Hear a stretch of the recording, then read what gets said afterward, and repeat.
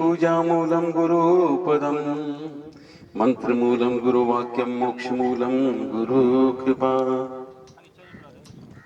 एक बार अपने मन वचन वाणी को परिशुद्ध करने के लिए भगवान नाम संकीर्तन करें। हरे राम राम राम हरे हरे। हरे राम राम राम हरे हरे। हरे कृष्णा कृष्णा कृष्णा हरे हरे। हरे कृष्णा कृष्णा कृष्णा हरे हरे। हरे राम राम हरे हरे। हरे राम राम हरे हरे। हरे कृष्णा कृष्णा कृष्णा हरे हरे। हरे कृष्णा कृष्णा कृष्णा हरे हरे। हरे राम राम हरे हरे। हरे राम राम हरे हरे। राम राम हरे हरे। राम हरे हरे। बोले सद्गुरुदेव भगवान की। आज बहुत ही प्रसन्नता का विषय है कि जिन गुरुदेव से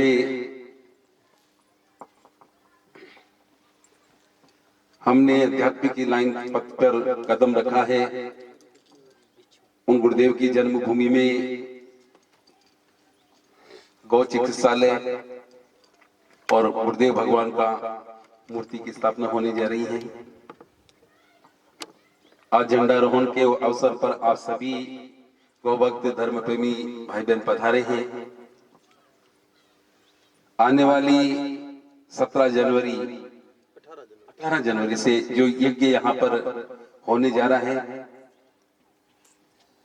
हम सभी का परम कर्तव्य बनता है मेरे भाई बहन के, जिनसे हमने शिक्षा दीक्षा प्राप्त की है ना, तो उनकी जन्मभूमि एक महातीर्थ स्थल के रूप में विकसित हो। तो मैं ज्यादा तो क्या कहूं, गुरुदेव के प्रति तन मन धन तीनों में से जो भी अपने पास है, धन है तो धन से सेवा करनी है, तन है तो तन से सेवा का संकल्प लें, और नहीं तो अच्छा मन ही रखें।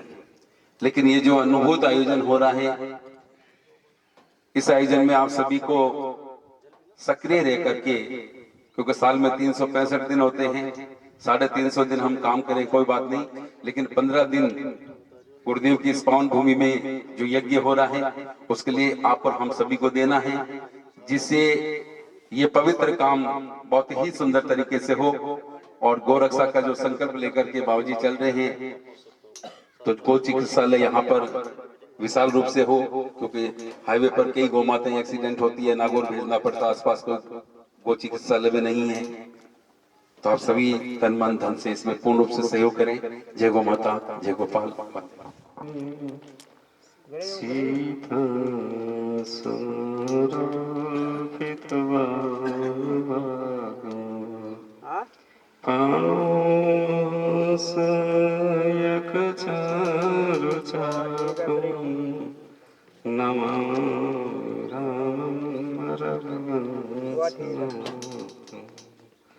अतुलित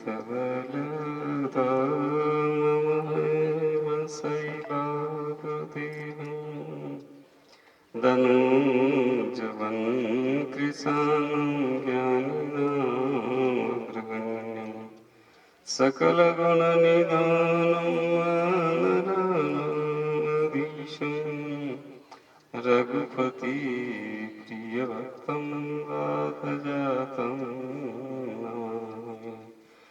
बोलिए श्री रामदूत हनुमान जी महाराज की, श्री सद्गुरुदेव भगवान की, यज्ञ नारायण भगवान की, गौ माता की, बस्ती नगर की। सीताराम राधेश्याम।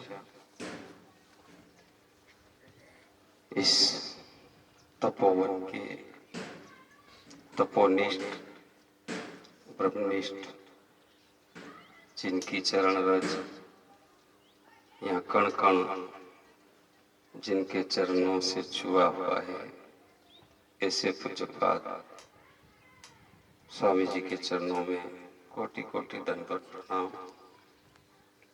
और स्वामी जी की प्रतिमूर्ति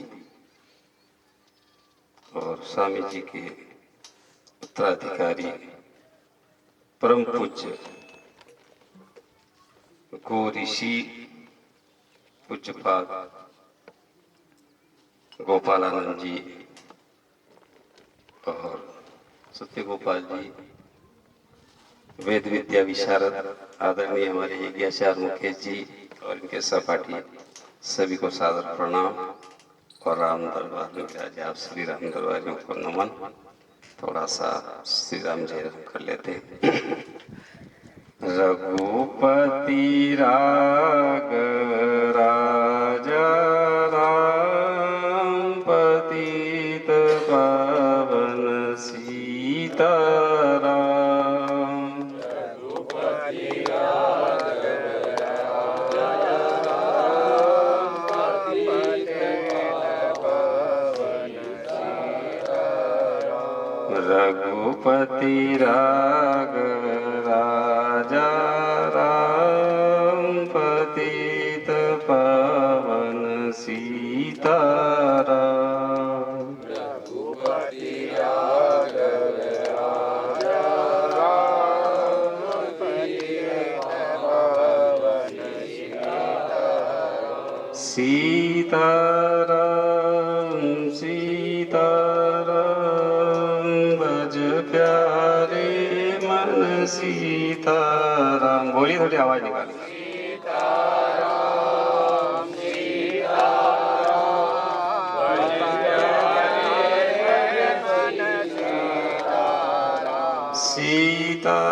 सीताराम सीताराम भज प्यारे मन सीताराम। सीताराम सीताराम भज प्यारे मन सीताराम। सीताराम सीताराम भज प्यारे मन सीताराम। रघुपति राघव राजा राम पतित पावन सीताराम। रघुपति राघव राजा राम पतित पावन सीताराम। रघुपति राघव राजा राम पतित पावन सीताराम। रघुपति राघव राजा राम पतित पावन सीताराम। बोलिए श्री राम दूत हनुमान जी महाराज की, पूज्यपाद स्वामी जी महाराज की, गौ माता की, यज्ञ नारायण भगवान की। सीताराम राधे श्याम।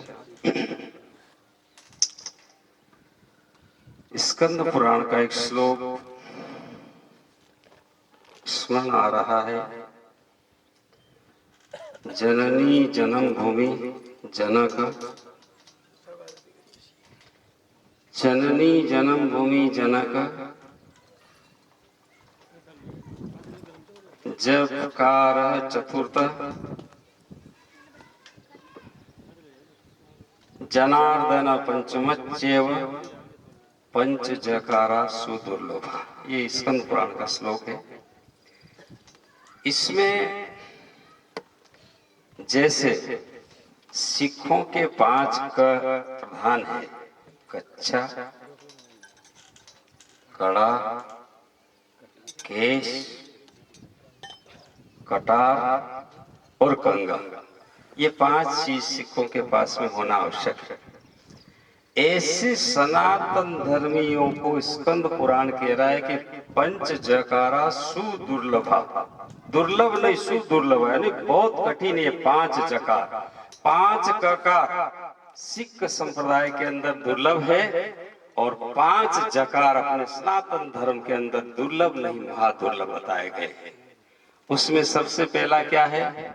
जननी, जन्म देने वाली, जो इस शरीर को जन्म दिया, मल मूत्र धोया, पाल पोष कर बड़ा किया, वो जननी सबसे पहला जननी। फिर दूसरा है जन्म भूमि और दूसरा है जन्मभूमि। तीसरा है जनक यानी पिता और चौथा है जकार यानी जप भगवान का और पांचवा है जनार्दन। ये 5 जकार है। इसमें क्यों कह रहा हूं कि पूज्यपाद स्वामी जी की जो ये जन्म भूमि भी है, जननी भी यहाँ रही, जनक भी यहाँ रहे और जप भी खूब किया। एक बार की बात है, हम इसी परिसर की सारा बैठ करके ये सारे शिवलिंगों के चिन्ह, ये गौशाला, घास गोदाम, सब नक्शे रतन बाबा को पता है कि हमने 3 दिन रुके और सब बैठ करके, धनराज जी को भी पता होगा, सब बनाए। फिर इस सवेरे जल्दी उठे और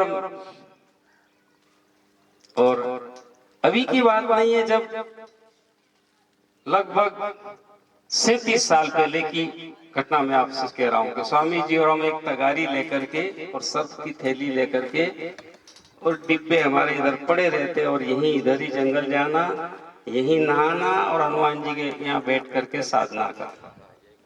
महीनों महीनों तक स्वामी जी हमें जाने नहीं देते। इसलिए ये भूमि जब याद आती है ना, तो आज गजानन जी कहते हैं मुझे ऐसा लग रहा है स्वामी जी और आप घूम रहे हैं। तो ये उनकी जन्मस्थली भी है, जननी की स्थली भी है, जनक भी यहाँ है, जप भी यहाँ किया। तो बैठ करके हमने तो हमारी पाठ पूजा साधना पूरी कर ली, पर स्वामी जी को आंख बंद और बैठे। तो मैंने कहा रात्रि कम सोते थे, कम सोते थे। मैंने कहा शायद स्वामी जी का जागरण होगा, तो बैठे बैठे बैठे बैठे बैठे मैं बहुत इंतजार किया घूम घूम के। मैं कहा आज जगाऊंगा स्वामी जी को, मैं विघ्न नहीं करूंगा। 1:30 बजे लगभग फिर नींद आ गया। आखिर में स्वामी जी को पांव चरण के हाथ लगा के मैंने कहा क्या नींद आ गई? अरे नींद तो नहीं आई, पर आज भजन में मुझे ऐसा आनंद आया जिसमें मुझे ध्यान नहीं रहा। कितनी बजी है? मैंने कहा 1:30 के लगभग। बोलो, जो 4 बजे से बैठा हुआ महापुरुष, आप विचार करो 1:30 बजे तक उन्होंने पांव भी नहीं हिलाया। ये ऐसा यहाँ जप भी उन्होंने किया हुआ है, वर्षों से यहाँ जप किया हुआ है। साक्षी है और कुछ पुराने भी साक्षी है। तो ये जो 5 जकार है, ये 5 जकार और जनार्दन, ये हनुमान जी का मंदिर, ये 5 जकार यहाँ जो सुदुर्लभा बताया स्कंद पुराण में, वो 5 जकार यहाँ है। अब इस जकार को, इन 5 जकार को सकार कौन करेगा? कौन करेगा? गन्ने के अंदर रस तो है, पर रस से भाई लापसी नहीं बनेगी। आज जो लापसी बन रही हो तो रस का गुड़ बनेगा तो बनेगा ना। बोलो, गुड़ बिना लापसी कैसे बनेगी? और लापसी बिना नैवेद्य कैसे लगेगा? सबको प्रसाद कैसे जाएगा? तो गन्ने से यदि, रस से यदि गुड़ बनाना तो कोल्हू में देना पड़ेगा। ये तो बात आप तो सब जानते हैं, कोल्हू में गन्ना देना पड़ेगा। और कोल्हू कितने होते हैं? 1 होता कि 2? जिसमें गन्ने का रस निकालते हैं, गुड़ निकालने कितने? 2 कोल्हू होते हैं। 2 कोल्हू के बीच में गन्ना दिया जाता है, फिर रस निकलता है। तो अब जो ये उस 5 जकार को साकार करने वाला और उस सारी सार सब रस को निकालने वाला कोल्हू कौन है? कौन है वो कोल्हू? तो कहते हैं कि 2 कोल्हू से बीच में गन्ना दिया जाता है।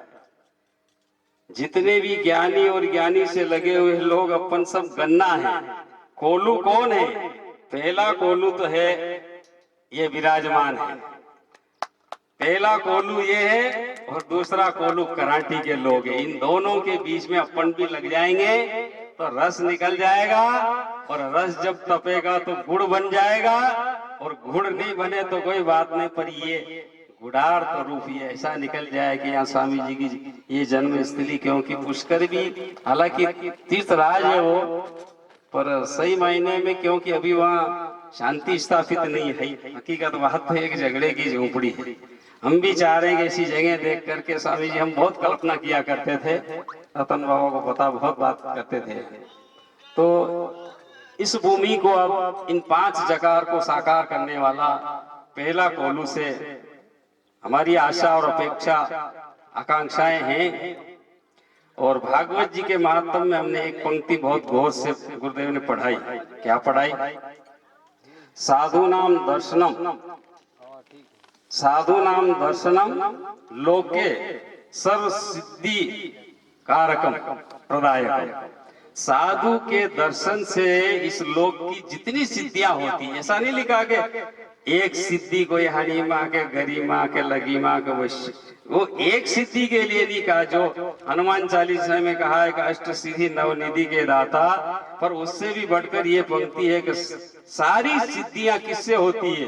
तो इतना लिखा है कि संत के दर्शन और सेवा और उसमें श्रद्धा करने से सारी सिद्धियां और सारे सपने साकार हो जाते हैं। तो अब हमारी तो यही प्रार्थना है कि अब कहीं न कहीं आखिर शांति रूप से यदि स्वामी जी का जो है पीढ़ी दर पीढ़ी उनके जितने अनुयायी सेवक सभी लोग, स्वामी जी का जीवन, संत भी खूब जुड़े हुए स्वामी जी से, शिष्य भी खूब है। तो उन सब के लिए हाईवे भी ज्यादा दूर नहीं है, गांव भी बहुत अच्छा गांव है, श्रद्धालु है, और गांव वाले का पूरा सहयोग। और हम ये आशा अपेक्षा रखते हैं कि देखो, गांव को हम कभी नाराज नहीं करना चाहते। बाप जी भी विराजमान है, सभी आप गणमान्य विराजमान है। आप जितना कह दोगे, एक बात हम खुल के कह रहे हैं कि भाई आप इतना परिसर में आपका गुरुदेव का पसारा करना तो भी कोई बात नहीं, जितनी आप, बाकी ये मत सोचना कि ये कोई किसी के लिए विरासत कर रहे हैं। हम किसी के लिए विरासत नहीं कर रहे हैं, ये आपके गांव की गरिमा, जैसा कि बाबूजी ने कहा है कि कराठी की गरिमा को मैं कटने नहीं दूंगा। वहां खड़े खड़े ये बात कहा है कि आपको जितना हो, जितना आप करना, बाकी तो महाराज और माता जी करेंगे, है ना। तो कहने का तात्पर्य ये है कि इससे ये समझ लेना कि अभी तो आपको लग रहा है, अभी तो ये लग रहा है कि ये एक बीज है, एक बीज है, और बीज में, बीज तो बोने वाले माली है जो बो देंगे, पर सींचना तो आप लोगों को ही पड़ेगा। सींचना आप लोगों को पड़ेगा, इसकी रखवाली आप लोगों को करना पड़ेगा। और फल आए तो माली नहीं लेगा, आप ही खाना। जब ये सारी इस यहाँ काफी संत आएंगे, हरि भजन होगा, यज्ञ होगा, हरि चर्चा कथाएं हमेशा हमेशा के लिए होती रहेगी। उसका फल क्या होगा? उसका फल ये होगा कि गांव में समृद्धि होगा, शांति होगा, सद्बुद्धि होगा, परमात्मा की कृपा की वृष्टि हमेशा होगा। यही फल है। तो ये फल आप लोगों के हाथ में, बीज तो आप बोएंगे। तो हम सबसे यही कहना है कि आप सब एक मत होकर के, और जितना आपसे हो सके तन मन धन से बढ़ चढ़ करके, और फिर जहां कमी विशी हो जाएगी, देखो भगवान कृष्ण को बांधने के लिए यशोदा माँ ने घर की सारी रस्सियां लगा दी, सारी रस्सियां लगा दी, पर आखिर 2 उंगल तो छोटी पड़े न पड़े, अपन अपनी पूरी ताकत लगा देंगे, कहेंगे कि तन मन धन, पर ये 2 उंगल तो छोटी पड़ेगा, इसको पूरी कौन करेगा?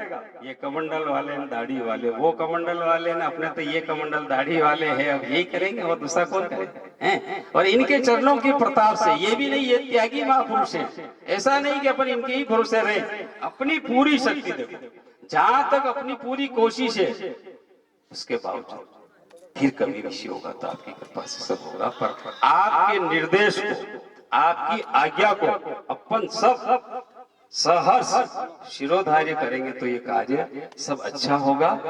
और इसी आशा और अपेक्षा के साथ में गुरुदेव और गौ माता की जय बोलते हुए, अब मैं जिनके लिए आप हम सब सुनने के लिए बेताब हैं, उनके वचनों को सुनेंगे बाप जी के। तो बोलिए गुरुदेव भगवान की, गौ माता की, श्री रामदूत हनुमान जी महाराज की, यज्ञ नारायण भगवान की।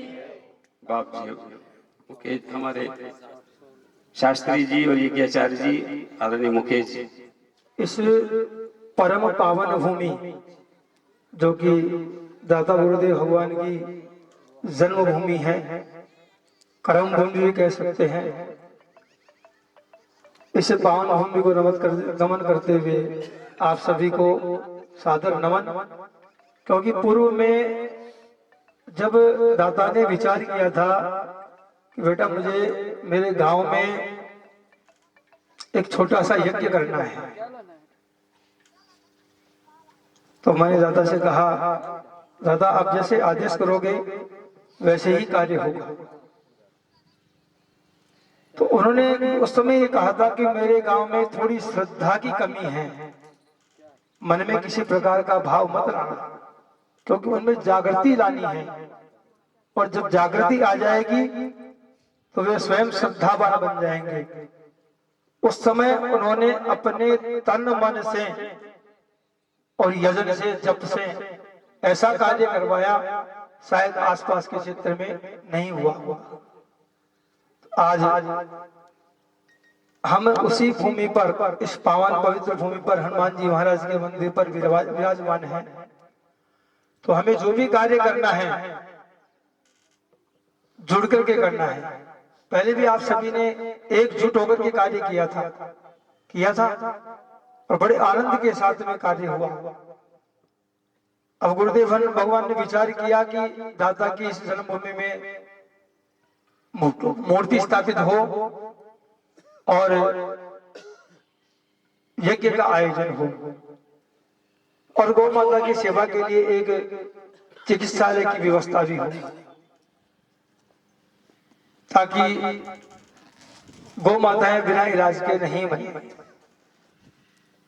और देखिए, ऐसे कार्य करने में समय भी लगता है और लोगों के भाव में भी विकृति उत्पन्न हो जाती है, क्योंकि धार्मिक कार्य है और धार्मिक कार्य आनंद के साथ संपन्न नहीं हो पाते हैं, क्योंकि लोगों के भाव थोड़े से हल्के फुल्के अलग रहते हैं। तो उन सबको एकीकृत करके, सबको साथ में लेकर के हमको इस पावन कार्य को करना है और सब एकजुट होकर के कार्य करेंगे तो किसी प्रकार की समस्या नहीं आएगी। गुरुदेव भगवान के यज्ञ में हमेशा देसी गोमाता का जो घी है पथमेड़ा से मंगवाया जाता है और जो भी कार्य होता है गौमय होता है। इसलिए आप निश्चिंत होकर के इस कार्य के लिए जुटे, क्योंकि इस कार्य को करने से किसी प्रकार की कोई परेशानी नहीं होगी। जो परेशानी है वह सदा के लिए समाप्त हो जाएगी। इसलिए इस कार्य को संभालने के लिए आप सभी उद्यत रहें। बोले नारायण भगवान की। तो कल से ही आप, कल के आज से ही आप जुड़ जाएं और शीघ्र, क्योंकि समय अधिक नहीं है, जुड़ करके इस कार्य को संभालें। निर्विघ्नं कुरु मे देव सर्वकार्येषु सर्वदा। सर्वमंगल्यमांगल्ये शिवे सर्वार्थसाधिके शरण्ये त्र्यंबके गौरी नारायणी नमोस्तुते।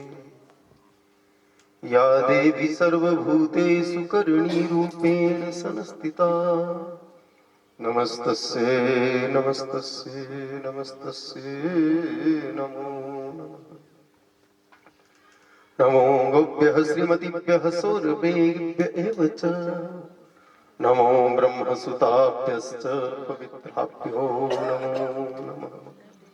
नमोऽस्तु शशिसङ्कासं नमस्ते जगत्पते नमोऽस्तु देवरूपाय स्वर्गमार्गप्रदर्शक कर्म मार्ग स्वरूपाय सर्वगाय नमो नमः।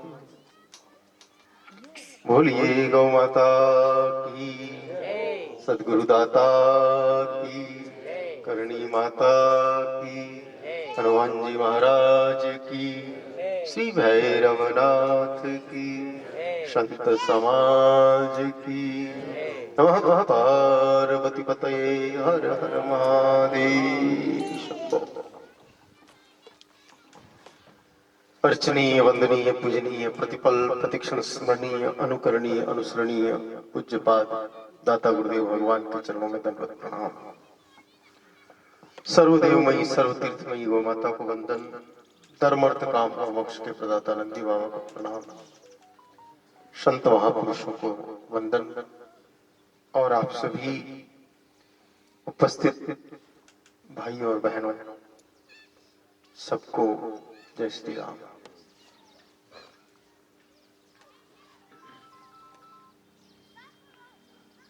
एक परंपरा अनादिकाल से भारत में चली आ रही है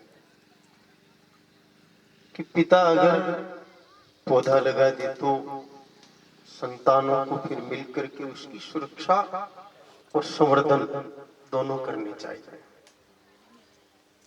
हम आज यहाँ जो सम्मिलित हुए हैं उसके पीछे इतना ही भाव है कि दाता भगवान ने यहाँ जब तप किया, साधना लोक कल्याण के लिए, गांव की समृद्धि के लिए, गांव की सुख शांति के लिए वो अचल रहे। उसके निमित्त एक प्रवाह किसी न किसी रूप में सतत होना चाहिए। यज्ञ कब हुआ था?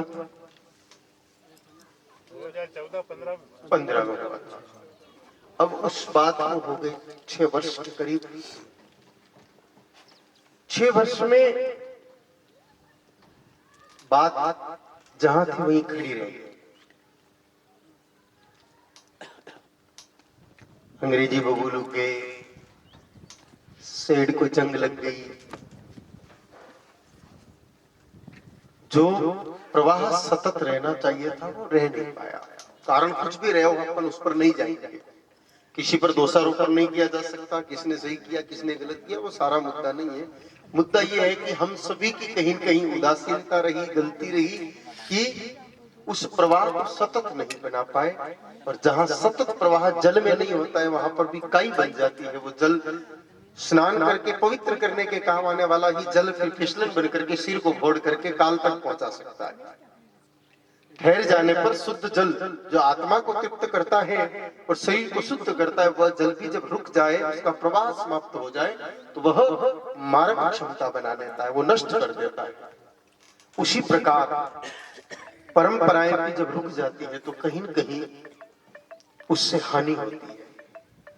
6 वर्ष पहले यज्ञ हुआ, उसके बाद गांव में शांति ही बनी होगी, समृद्धि ही बढ़ी होगी। देवता हमसे थोड़ा लेते हैं और बहुत कुछ लौटाते हैं। छोटा बड़ा ही हो, यज्ञादि कर्म हर वर्ष होना चाहिए। चाहे 1 कुंड का हो, 1 दिन का हो। मुद्दा ये नहीं है कि हम 100 कुंड का ही करें, 10 दिन का करें, 9 दिन का करें, 7 दिन का करें, ये कोई महत्व नहीं है। चाहे 1 दिन का हो, 1 कुंड का हो, लेकिन वो सतत रहे। हम लोग सतत मिले और स्थान सुना नहीं रहे। यह सब हम लोगों को मन से करना पड़ेगा। इसकी बैटरी निकालनी पड़ेगी, थोड़ा हाईटेक दिखता है। हाँ, ये नेताजी का फोन दिखता है जो चुटनी होते हैं ना नेता लोग, वैसे मामला है। हाथ लग गया होगा कोई नेताजी का। देखो, दाता भगवान की इच्छा थी कि यहाँ गौ सेवा का कार्य हो, उसके निमित्त सेठ बनी, पर हम लोग नहीं कर पाए इस काम को। अभी वक्त है कि हम इसको शुरू करें, चाहे छोटे रूप में शुरू करें। दाता ने ये नहीं कहा कि पूरे देश की गाय माता इकट्ठी कर लेना या सबका जितनी अपनी गुदड़ी लंबी होगी उतनी अपन पैर बाहर निकालेंगे। पैरों को ठंड लग जाए ऐसा भी हम नहीं चाहते, लेकिन भावना का आदर होना चाहिए। कि अपने मेवाड़ी में कि फूल नहीं तो पाकड़ी ही सही। तो वही बात को हम छोटे रूप में करें, लेकिन हो। हनुमान जी का मंदिर, चाहे आश्रम, ये जो पूरी परिकल्पना है अधूरी है। हम धीरे धीरे पूरी करेंगे। इस बार गौ सेवा का कार्य प्रारंभ करेंगे और दाता भगवान की मूर्ति को विराजमान करेंगे। फिर कभी अवसर दिया भगवती ने तो हनुमान जी के मंदिर पर शिखर का निर्माण करेंगे। फिर दाता जी के मंदिर पर शिखर का निर्माण करेंगे। फिर और अवसर हुआ तो गांव के लिए उपयोगी जो जो कार्य होंगे। एक बात मैं स्पष्ट आपको निवेदन कर देना चाहता हूं कि ये स्थान किसी एक व्यक्ति का नहीं है, न ऐसी कोई दाता की भावना थी। उत्तराधिकारी होने का मतलब अधिकार प्राप्त करने वाला नहीं, कर्तव्य पालन करने वाला होता है वस्तुतः। तो ऐसा नहीं है कि हमें भी यहाँ कोई कब्जा करना है या इसको पट्टा करवाना है, ऐसा बिल्कुल भी नहीं है। यह ऐसा बने कि पूरे गांव के काम आए। हम धीरे धीरे करके इसका इस प्रकार सर्जन करें कि ये गांव के हर अवसर पर काम आए। या एक छोटा सा बगीचा बने जिसमें छोटे छोटे बच्चों के झूले चक्री लगे, छोटे छोटे बच्चे आए, उनका मनोरंजन हो जाए। छोटा एक प्ले ग्राउंड हो जिसमें बच्चे बैडमिंटन खेले, वॉलीबॉल खेले और कोई चीज खेले। एक ये छोटी मोटी संरचना तो है, पर ईश्वर ने चाहा तो आगे एक बड़ा सा हॉल हो जिसमें कोई भी सामाजिक कार्यक्रम हो सके, किसी का शादी ब्याह हो जाए, किसी का क्या, एक पूरे गांव का काम हो। और ये संपत्ति गांव की रहे, किसी व्यक्ति की यह संपत्ति नहीं हो, पूरे गांव की संपत्ति रहे और उसी के अनुसार यह काम हो। और गांव की शक्ति राम की शक्ति के बराबर होती है। क्या था, राम जी जब रावण से युद्ध करने चले थे, पहनने को एक जोड़ी कपड़े तो थे उनके पास, कुछ भी नहीं था, लेकिन वन के ही साथियों के साथ मिलकर के उन्होंने रावण का वध करके और लंका का राज्य विभीषण को सौंप करके बधाया। तो मन को कहीं अपने को छोटा नहीं करना है कि गांव अपना छोटा है, कि स्थिति नहीं है, ऐसा नहीं। मन को बड़ा रखिए। मैंने तो हमेशा एक चीज नोट की है कि हम जितना बड़ा मन रखते हैं भगवान उतनी बड़ी व्यवस्था करता है। अभी अपन ने 4 टेंट लगाए तो 4 टेंट में बैठे उतने लोग इकट्ठे हुए, और जहां कहीं हमने 400 लगाए तो 400 बने। ये तय है। तो हमारा मन जैसा होता है वैसा ईश्वर व्यवस्था कर देता है। तो हम इस स्थान को लेकर के भी बड़ा मन रख करके कि भले ही अब भी अपन पिलर रोक करके तार बंदी करेंगे, लेकिन हम ये विश्वास रखें कि गुरुदेव और भगवती की कृपा से बढ़िया बाउंड्री बनेगी आने वाले समय में। अभी भले अपन शुरुआत सूक्ष्म रूप में करें, लेकिन आगे ये संरचना सुंदर हो और इसका संचालन कराटी गांव के हाथ में। इसका संचालन न मेरे हाथ में हो, न कोई सत्यगोपाल जी बाबू जी के हाथ में हो, और न कोई लक्षानंद जी बाबू जी के हाथ में हो। इसका पूरा का पूरा संचालन कराटी ग्रामवासियों के हाथ में हो और ये शोभा बने। हमें जहां खड़ा रहना है, आप ग्रामवासी आदेश करना है, खड़े रह जाएंगे वहां आकर के। भाई जब सारी दुनिया कहती है कि गांव राम है, तो राम के आदेश से परे जाके कौन सा काम है? कोई काम नहीं है। बस हमें इस स्थान को मर्यादित और ऐतिहासिक बनाना है। तो 2-3 छोटे से निवेदन में शुरुआत में करना चाह रहा हूं। एक तो गौ माता का काम कभी रुके नहीं। दूसरा, यह स्थान सदैव व्यसन मुक्त रहे। इस गेट के अंदर कोई प्रकार का नशा प्रवेश नहीं करे और सतोगुण परमाणु यहाँ व्याप्त हो जाए। पहले यहाँ कुछ नहीं था। तो आप बाबूजी बता रहे थे कि गुरुदेव सुबह 4 बजे से 1 बजे तक साधना में लीन रहे। अब जब यहाँ मान लो गांजा भी पीवे, कोई भांग भी पीवे, कोई दारू भी पी ले, कोई बीड़ी भी पीवे, कोई चाय भी पीवे, तो परमाणु विकृत होंगे, तो फिर वो साधना का स्थान नहीं बचेगा। भोजन भी बने तो सात्विक बने।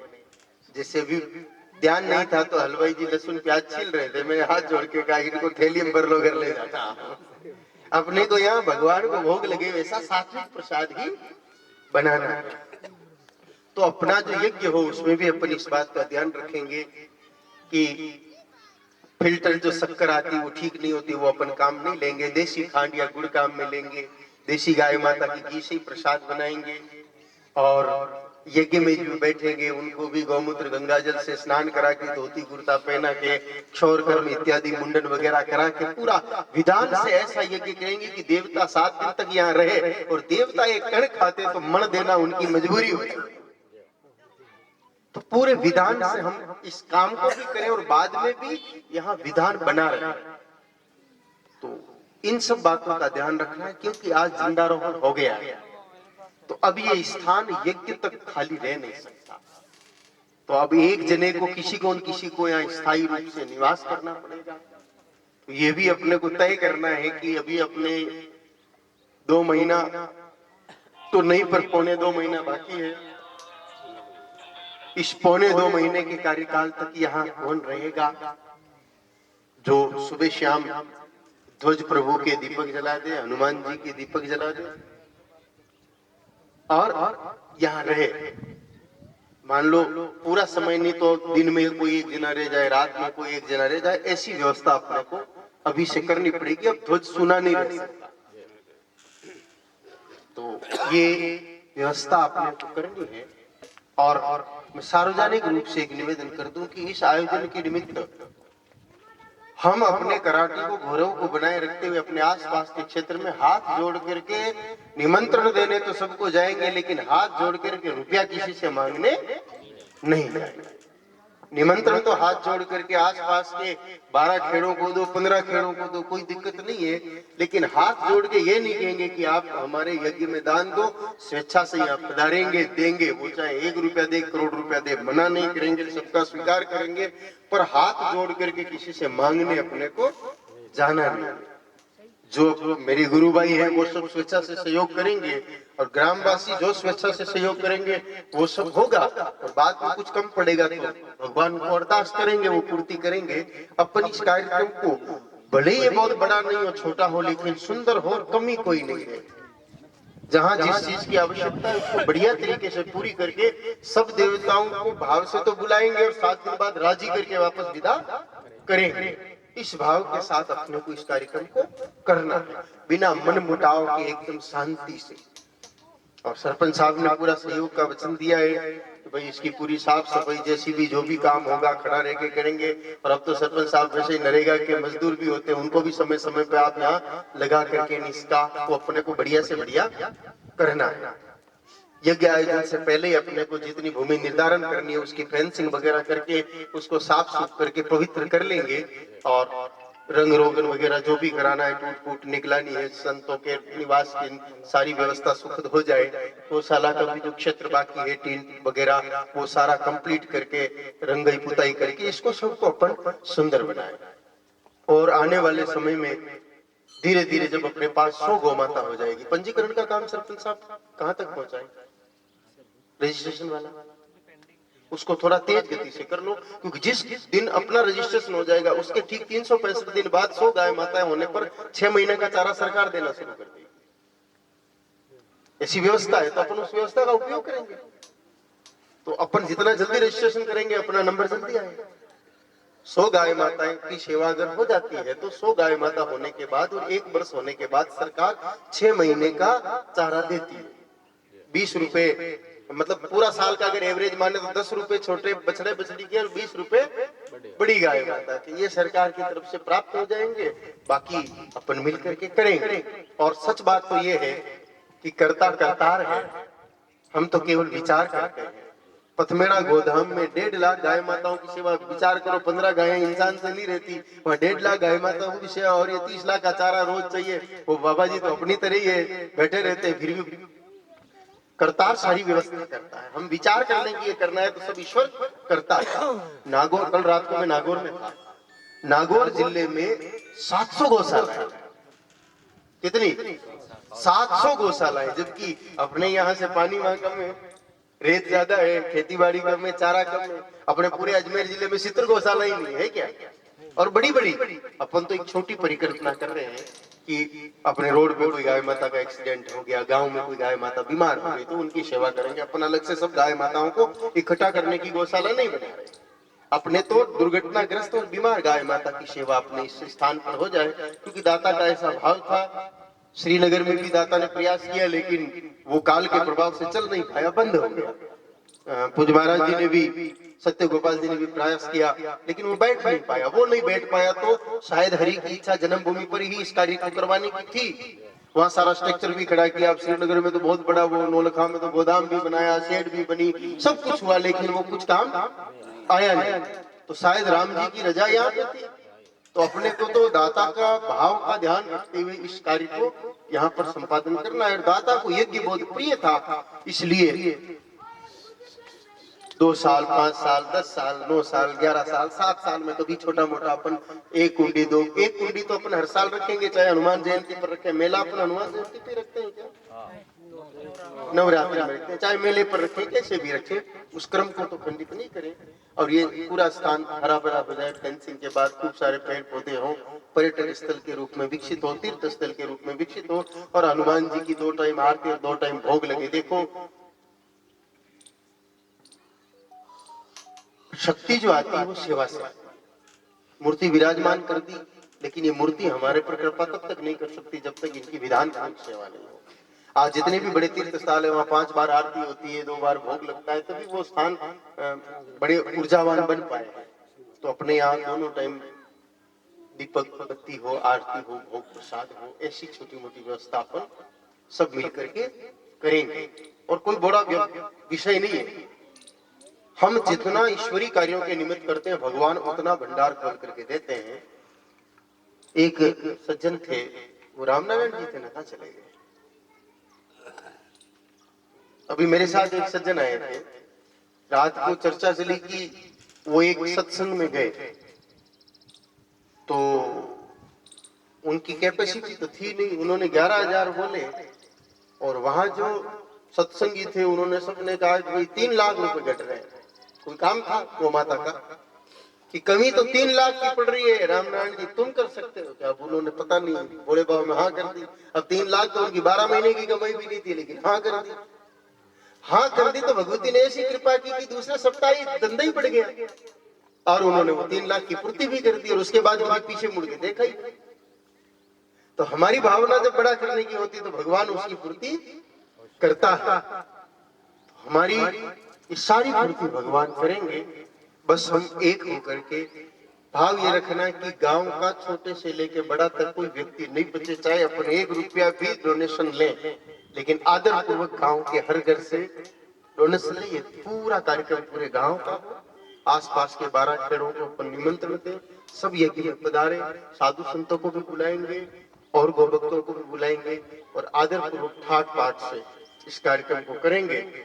और अगर संयोग बैठा, ईश्वरीय व्यवस्था हुई और पथवेड़ा महाराज जी का उस दौरान कहीं अन्यत्र कार्यक्रम नहीं हुआ, तो दुनिया की सबसे बड़ी गौशाला के संचालक महाराज जी को भी बुलाएंगे और इस गोची के सलाह के उद्घाटन में व्यवस्था करेंगे। तो हम इस काम को मिलजुल करके बढ़िया रीति से करेंगे। इसका संकल्प आप सब बैठे हो, आप सबको लेना है। सब मन में ये दृढ़ निश्चय कर ले कि इस काम को अपने को बढ़िया से बढ़िया रीति से करना है, अच्छी से अच्छी रीति से करना है। और इस निमित्त 7 तारीख, 6 तारीख, 6 दिसंबर जो सूर्य दिवस के नाम से जाना जाता है, जिस दिन बाबरी ढांचा ढहाया था, याद होगा ना आपको? 6 तारीख के दिन वो बाबर जो ढांचा खड़ा करके गया था, उसको देश के भक्तों ने मिटा दिया था। उसी सूर्य दिवस के दिन अपन शाम को 7 बजे यहाँ मीटिंग रखेंगे, 6 दिसंबर को। तो अपने अजमेर, किशनगढ़, मसूदा और उधर जो ये किराब वगैरह जो सारा है, नंदवाड़ा वगैरह, इन सब में आप अब अपने अपने स्तर पर सेल्फ सूचना दें। उस दिन अपन पूरी कार्य योजना बना लेंगे। 31 कुंडी अपने को यज्ञ रखना है, और उसको कैसे सुंदर बनाना है, क्या करना है, कौन सी व्यवस्था, कौन देखेगा, वो सारा अपन उस दिन 6 तारीख को, 6 दिसंबर को करेंगे। उससे पहले 27 नवंबर से लेके और 4 दिसंबर तक अहमदाबाद में कार्यक्रम है। 27 तारीख को तो कलश यात्रा, 28 नवंबर से 4 दिसंबर तक 7 दिन की वहाँ गौ कथा है, जो संस्कार चैनल पर भी प्रसारित होगी, और यात्रा 10वें वर्ष में वहां पर प्रवेश करेगी। तो उस निमित्त आप सबको एक दिन के लिए कम से कम पधारना है। तो वहां आप लोगों की तरफ से सबको निमंत्रण भी हो जाएगा कि भाई ये यज्ञ का हमारा निमंत्रण है। 1.5 महीना बचेगा, उस दौरान 1.25 महीना, तो वो निमंत्रण का काम भी हो जाए, आप सब पधारना। और 6 तारीख की बढ़िया से बढ़िया सूचना कर देना, ताकि सभी लोग उपस्थित रहे और सब तरह की चर्चा उस दिन अपनी हो जाए। और कोई आपके मन में इस आयोजन को लेकर के जिज्ञासा हो और इस निर्माण को लेकर के कोई प्रश्न हो, कोई विचार हो, तो आप लोग 2 मिनट में रखो, फिर प्रसादी लेकर के हम भी आगे बढ़ेंगे। और अब शादियों का कार्यक्रम है, सबको इधर उधर पधारना है। एक बार जोरदार अपने गोपाल दास महाराज की और इस कराटे की पावन धरा पे पधारे हुए सभी राम भक्तों का हार्दिक आभार और अभिनंदन। और आप सबको आज से ही निमंत्रण है, चाहे तो आप आज से यहीं रहें, बाकी जो यज्ञ में समय आप सबको देना है। और जो भी दाता गुरुदेव से जुड़े हुए थे भक्त, उन सबको देखो हमारे कम है, आप उनसे बहुत ज्यादा जुड़े हुए थे, लगाव था, तो आपसे हाथ जोड़ के निवेदन है कि आप भी जो भी भक्त है दाता गुरुदेव को, आप भी उनको निमंत्रण दें। और आप जब जो पधारे उनका बहुत बहुत धन्यवाद, आभार। और प्रसाद ग्रहण करके सब यहाँ से प्रस्थान करें। बोलो हनुमान जी महाराज की।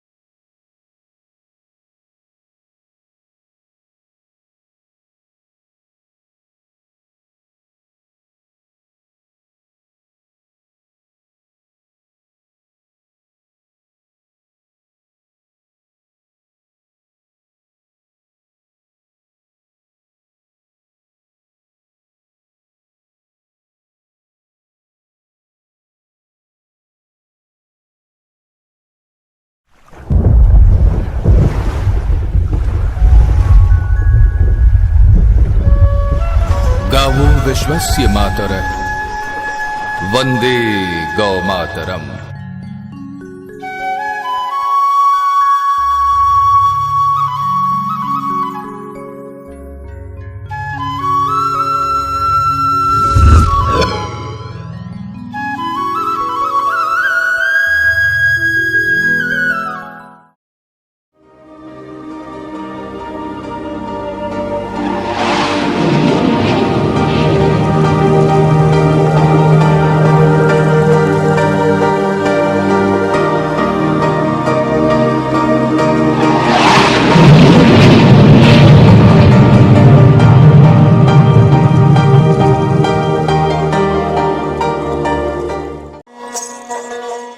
गौमाता से जुड़े कार्यक्रमों को देखने के लिए अपने एंड्रॉइड मोबाइल के प्ले स्टोर में जाकर आज ही डाउनलोड करें DHENU धेनु टीवी।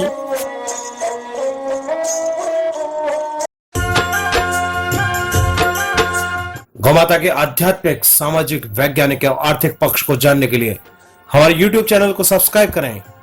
हमारा YouTube चैनल है DHENU धेनु टीवी।